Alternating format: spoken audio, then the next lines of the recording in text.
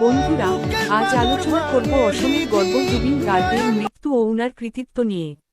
অসমের বিখ্যাত গায়ক এবং শিল্পী জুবিন গার্গ 19 সেপ্টেম্বর 2025-এ সিঙ্গাপুরে মৃত্যুবরণ করেন।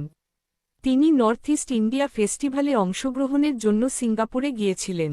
সেখানে স্কুবা ডাইভিংয়ের সময় একটি দুর্ঘটনায় সমুদ্রে পড়ে অজ্ঞান হয়ে যান এবং পরবর্তীতে মৃত ঘোষিত হন।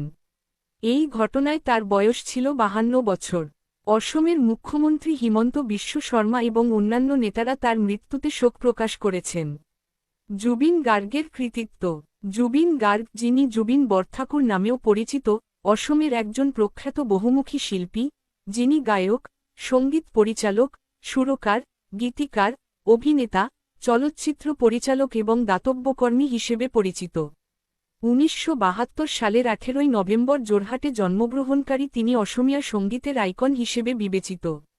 তার কৃতিত্বের কয়েকটি উল্লেখযোগ্য দিক নিম্নরূপ। সঙ্গীত ক্ষেত্রে অবদান।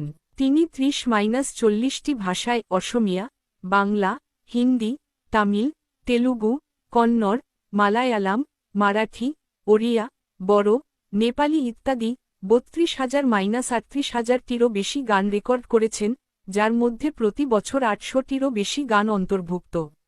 12টি বাদ্যযন্ত্র বাজাতে পারেন, যেমন ম্যান্ডোলিন, কিবোর্ড, গিটার এবং দোতরা। তার প্রথম অসমীয়া অ্যালবাম অনামিকা 1992 মুক্তি পায়, যা তার পেশাদার যাত্রার সূচনা করে। অন্যান্য উল্লেখযোগ্য অ্যালবাম শীষ তার মৃত বোন জঙ্কি বরঠাকুরের স্মৃতিতে। অসমীয়া লোকসঙ্গীতকে আধুনিক সঙ্গীতের সাথে মিশিয়ে নতুন করে জনপ্রিয় করেছেন। চলচ্চিত্র ক্ষেত্রে অবদান। অভিনয় ডেবিউ হিয়া দিয়া নিয়া 2000, এটি তার প্রথম চলচ্চিত্র যেখানে তিনি অভিনয় এবং সঙ্গীত পরিচালনা উভয়ই করেন। অন্যান্য উল্লেখযোগ্য অসমীয়া চলচ্চিত্র: তুমি মোরো মাথো মোরো 2000, দাগ 2001, বিধাতা 2003, মন যাই 2008, এখন নেদেখা নদীরও সিপারে 2012, মিশন চায়না 2017, যা তিনি পরিচালনা এবং প্রযোজনা করেন, এবং প্রথম অসমীয়া চলচ্চিত্র যা 6 কোটি টাকা আয় করে, কাঞ্চনজঙ্ঘা 2019, 7 কোটি টাকা আয়কারী প্রথম অসমীয়া চলচ্চিত্র, ডিগ্রি বেজব্রুয়া 2023।